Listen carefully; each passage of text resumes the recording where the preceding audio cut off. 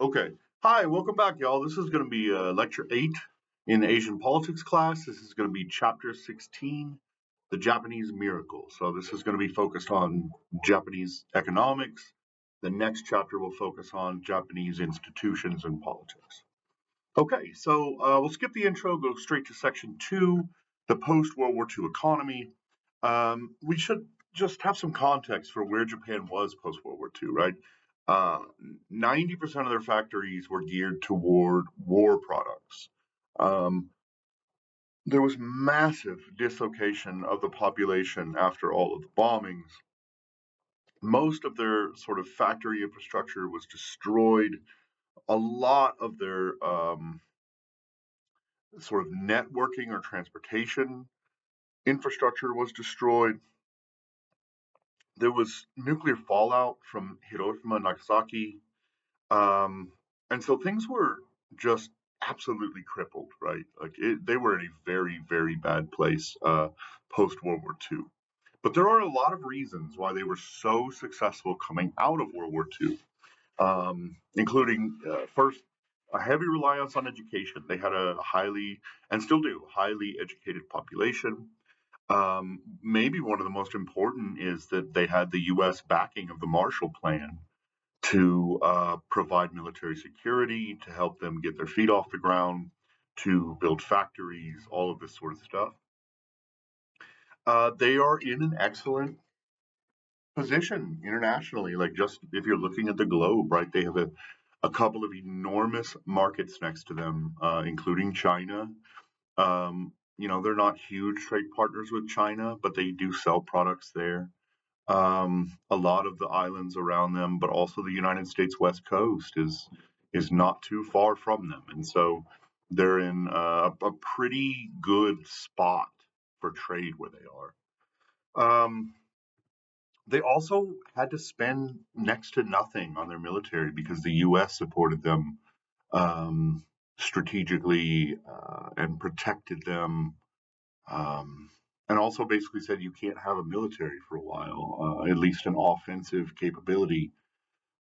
So they spent very little on their military and were able to shift that money, the guns versus butter sort of argument in economics. They were able to shift away from guns and toward more butter, right? More domestic products, more infrastructure spending, social welfare, things like that. Uh, the Japanese economy their businesses tend to function vastly different from the American business corporations, right? The Japanese focus in many ways is to take a huge proportion of their annual profit or quarterly profit or whatever it is and reinvest it into the company.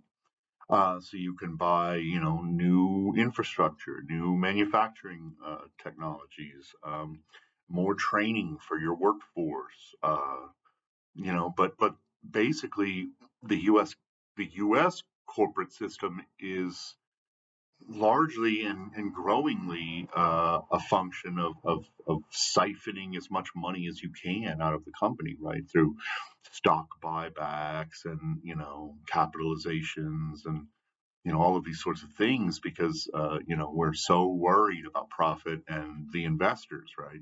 Whereas the Japanese tend much more to roll their money back into their company to build a strong long-term company rather than worry about really short-term profit margins, right? They also have a history of labor suppression, right? For the most part, the Japanese political history has been right-wing, and there's been a lot of labor suppression, from suppressing labor unions to, the socialist and communist parties, but also sort of giving corporations a lot of leeway to keep labor costs very low, right? So this is sort of the same functional behavior that we saw in South Korea, right? A lot of labor suppression so that labor costs are low so that you can hit the export market hard, right? They also, like I just said, they had a targeted export led industrialization strategy instead of sort of an autarkic or ISI approach. They went heavily for uh, export led industrialization. Um, the society itself, if you look at it, is very homogenous, right? They're homogenous culturally, they're homogenous linguistically, they're homogenous racially, they're generally homogenous religiously. There are very few sort of what would we call them in political science? These schisms, these societal schisms, right? In America, there's a lot of them, right? There's class, there's race, um, there's you know enormously different ideological perspectives. There's a broad range of religions, and even Christians uh, quite are quite split in America, whereas it's not like that in Japan. And so this also, we know from research, means that they're much more able to implement things like social spending, welfare policy. We know from research and data that the more heterogeneous your society is, the more sort of schisms or divisions that exist in your society, the far less likely you are to have social spending, right? Everybody's like, well, I don't want someone who looks different from me getting my money, right? At its basic core. And I don't think that's what people are thinking, like when they go to the ballot box or when they write laws, but that's sort of how it plays out, right? And so this has helped Japan really focus on sustaining their elderly, on providing great education for everyone in the country, these sorts of things.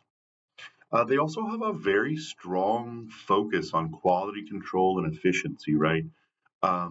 So they took a very different approach to, say, auto manufacturing, where in the United States, auto manufacturing, of course, is on sort of like the Ford model, right? Not the Ford, the company, but the Ford, the man, the Henry Ford model. Um, of sort of moving down the line. Everybody has their own explicit and idiosyncratic job. Um, but what happens is they don't stop the line if there's a problem, right? They'll just fix. They'll wait till the end of the day and try to fix it, or they'll fix each car coming off the line so they don't have to stop the line. Japanese companies are very different. They will stop the entire production line and take the time to fix the problem at its source.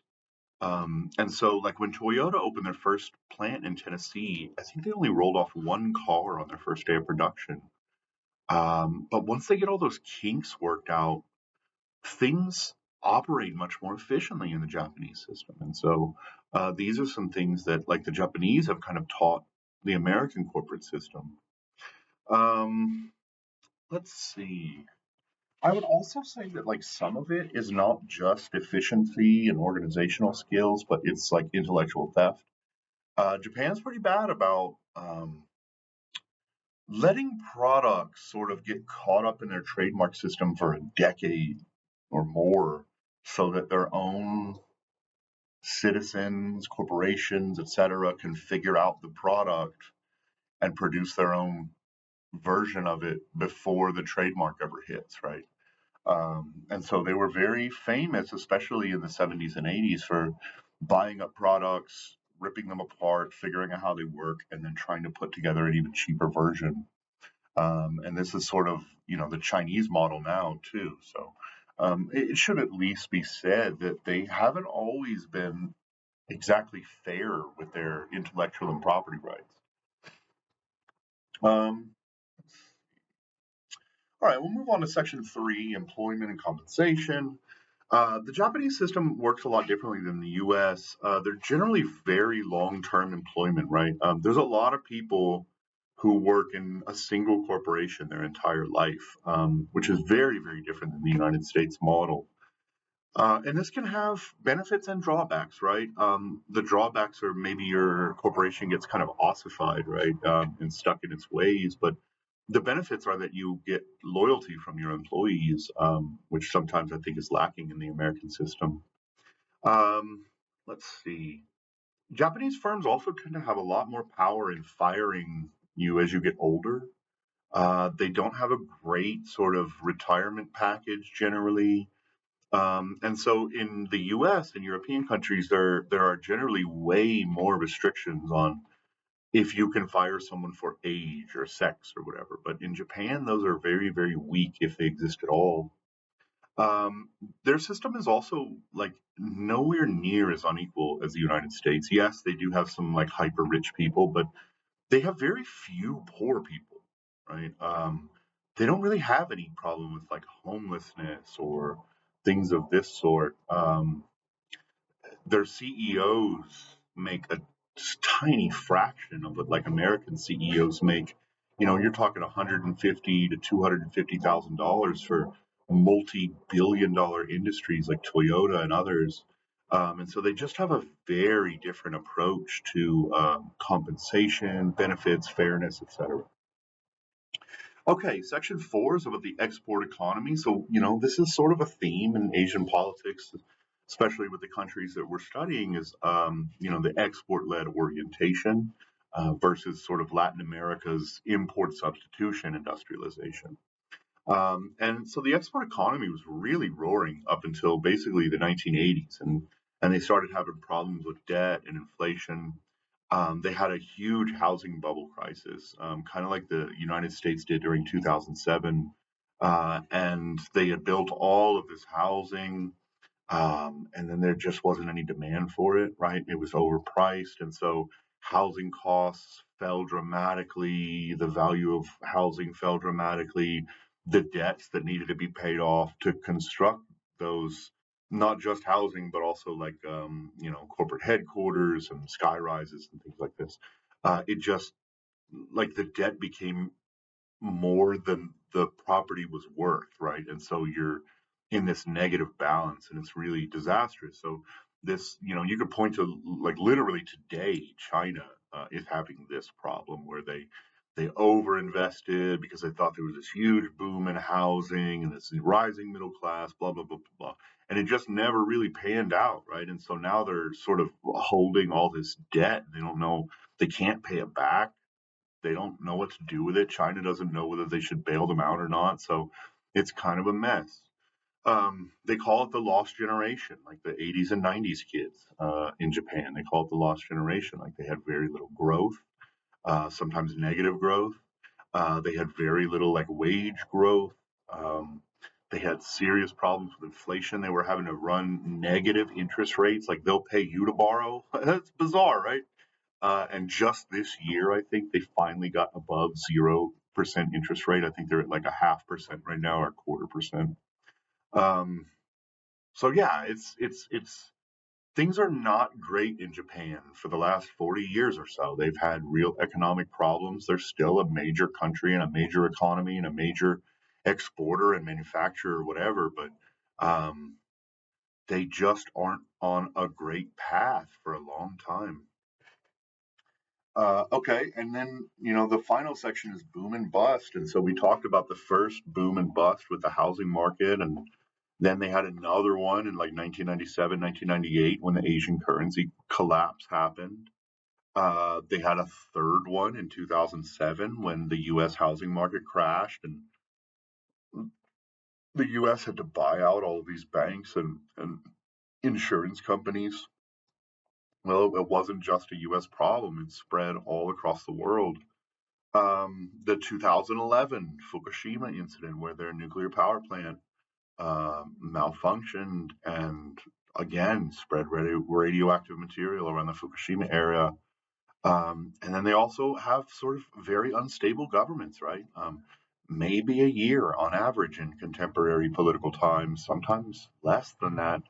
And they recently had the assassination of their prime minister, Abe Shinzo. So things are things are growing a little more concerning in their state. Okay, that's it for this section. I'll get the final lecture up here in a second. Have a great day. Thanks.